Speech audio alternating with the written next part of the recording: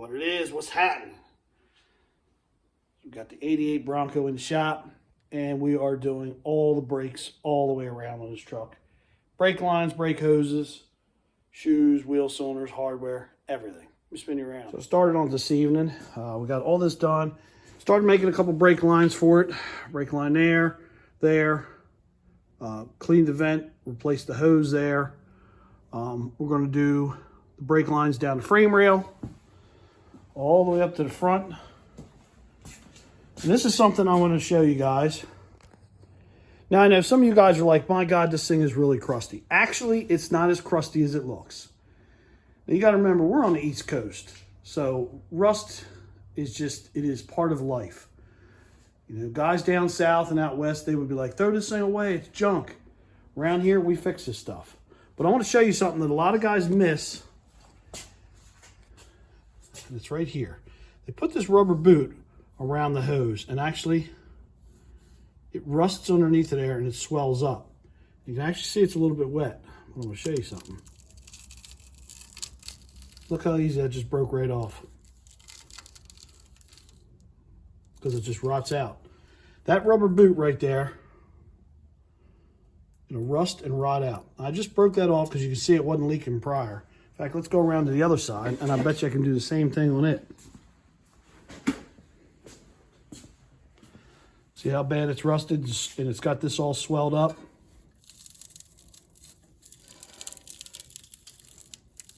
This one's a little tougher, but you get the point what I'm talking about. So what'll happen is it'll rust on there and actually break off of here, and then you got no brakes. So if you're doing a brake job, you know, even on your daily driver, check them hoses. Because if it's got this rubber boot and that rubber boot swelled open like this one is, more than likely it's rusted underneath it there. And it's rusted where the rubber hose meets the metal and they crimp it. That's actually what's rotting out, and then it'll break off. Now, I bought this truck from the original owners. They were an older couple. So this truck wasn't an abused truck. And I would probably bet that they're the original ones. But we're replacing everything. I'm not leaving anything on the brakes untouched. We're going to replace everything. Because at the end of the day, once we get this truck tagged, this truck's getting 35s and a 6-inch lift. And then this truck's getting a 460 with a ZF 5-speed. So there's a lot of things going to happen with this project. And you might say, why the hell am I doing all this to this crusty Bronco? Why not? I have all the shit. Brake stuff's fairly cheap, and if you got the know-how and the tools in the shop, why not? So something else that's kind of interesting with this truck is these hubs. These aren't standard hubs that you normally find on an F-150 or a Bronco. That's the whole hub.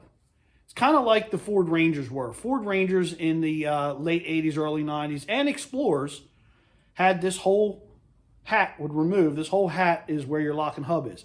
Now, normally, on most of your F-150s and Broncos, you would find where they'd have Allen screws that held the hub on, which that's your normal.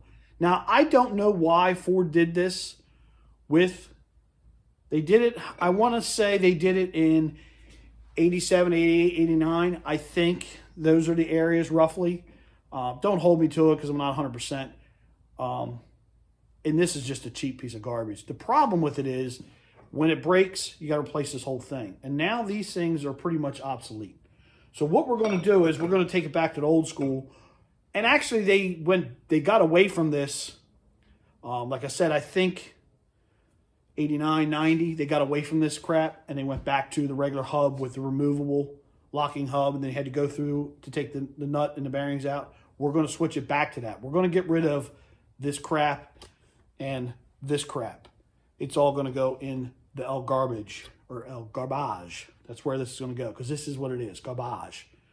Like I said, the problem is you can't buy any parts for this anymore. It's obsolete. You might find somebody on eBay selling some stuff, but you can't just really get it anymore. It was a couple of year thing.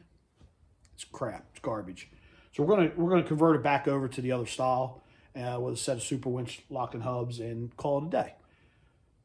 Now, like I've been talking, we're going to lift this truck. I did order a set of long travel radius arms.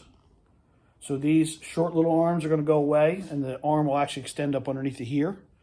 They actually should have been here today. I already bought and paid for them. The whole entire suspension lift for the truck, shocks and all that. I removed that from a 95 F-150 a couple of months ago up the junkyard. My buddy called me and said, I got one in here lifted. It's hit. We're gonna squash it. Is there anything you want off of it? And I said, yeah, I want the whole lift kit. So he sold it to me for like $100. So I've got a fresh lift kit. I've got pitman arms, springs, shocks, drop brackets. I really won't need the radius arm drop brackets since we're doing a long travel. But we got our twin I-beam pivot brackets. We got a set of blocks and U-bolts in the back we're going to use. We're going to lift it. We're going to do 35, 12, 50, 15s. We're going to do a couple events with the truck. We got a couple events coming up. They're doing a couple of things over in Jersey with Jeeps and Broncos. We're going to take this truck there. We're going to use it with my girlfriend's Jeep stuff. From what we understand, there's some light wheeling that's going to be allowed to be done where we're going, and that's what we're going to do.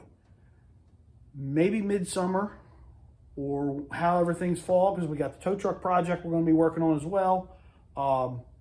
I did get a new starter for the F-250 Outback, which has got the 460 and the ZF 5-speed, which is what this Bronco is going to get.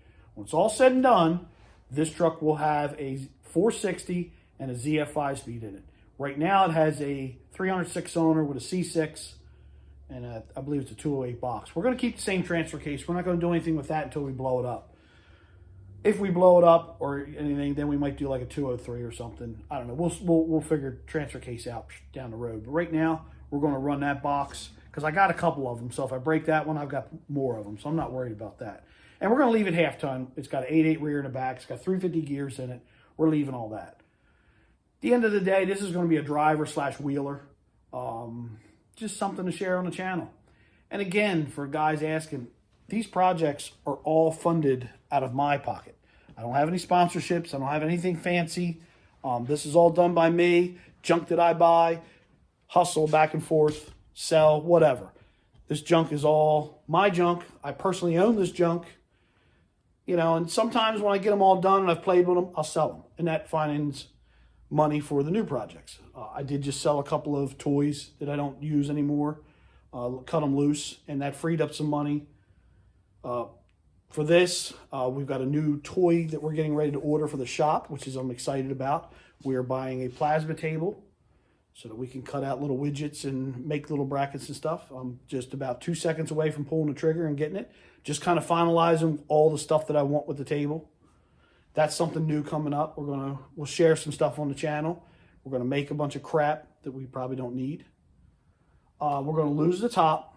I have a soft top in the other building, so we'll probably put a soft top on it. This truck is bare bones. This thing has like nothing. It has a bench seat. It has a back seat, which actually is cloth, vinyl floor, and it's got the cheap interior cardboard panels inside. We're going to take all that crap out. We're going to take all of the matting out of it and everything. That way, if it gets wet inside, it gets wet. There's nothing to hold water. We're going to pull all the matting and everything out of it so you can climb in and out of it, muddy, climb in and out of it, sand on it. I don't care. Take a hose to it at the end of the day. We will patch that. We got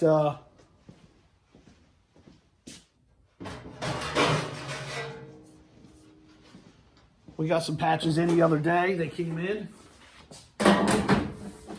So we will fix that. We're only going to cut like this out. We're not putting this whole piece in. We're just going to cut what we need out of this and put it in.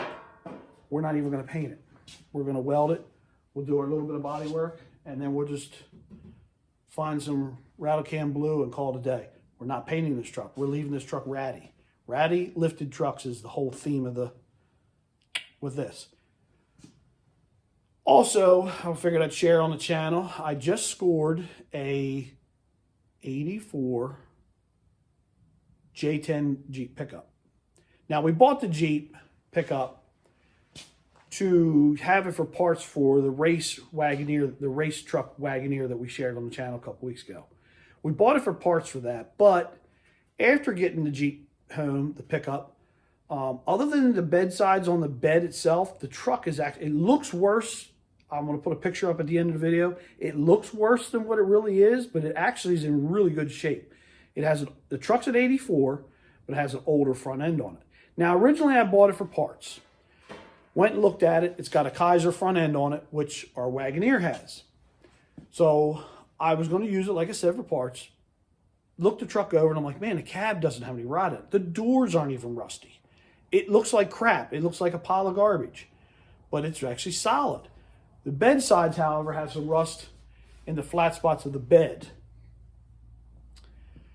Called the guy up, told him I looked at it. I'm standing out here. He comes out. He hands me a title. The truck has a title. So now we've decided that we're going to do something with this Jeep pickup. Now, the reason I want to do something with this Jeep pickup is I want to get into some of these Jeep events.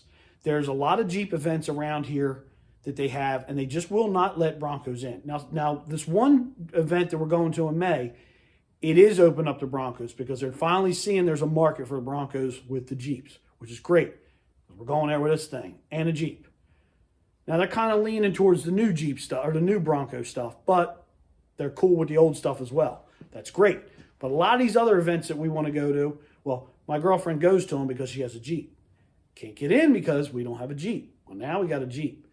It's going to be about as Jeep as a sheet metal is. I bought this thing. It's got no motor, no trans, no transfer case, no dry shaft, no rears. Nothing. It's just a body, frame, and some springs. That is it.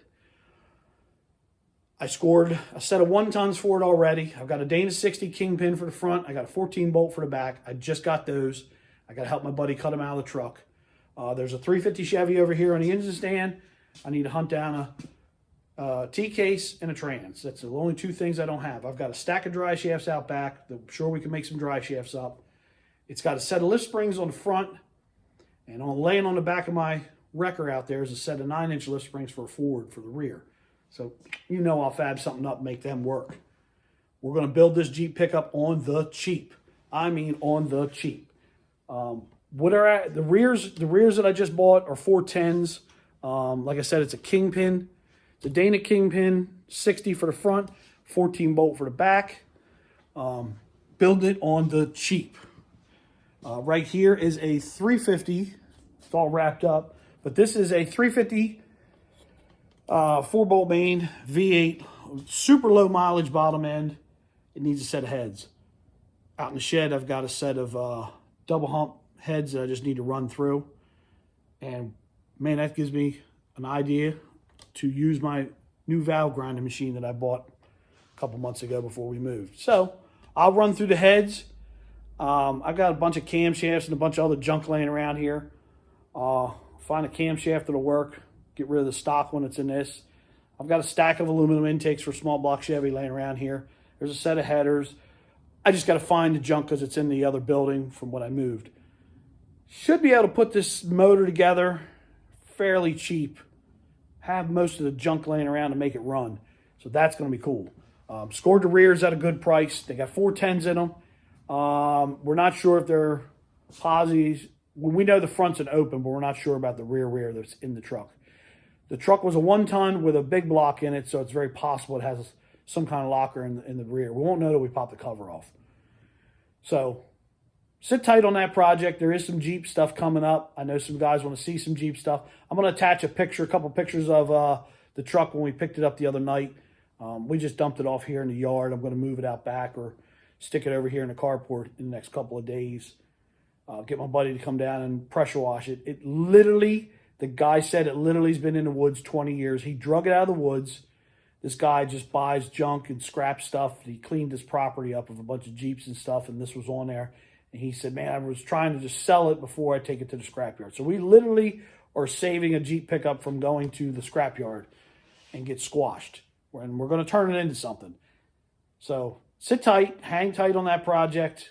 It's going to be a slow mover. It all depends on what else happens. I mean, we're working on this.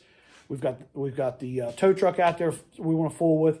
We've got quite a bit of stuff going on, and I'm only one person, and I've only got one pocketbook. So we'll see what happens. So look, holla at your boy. Keeps it reals.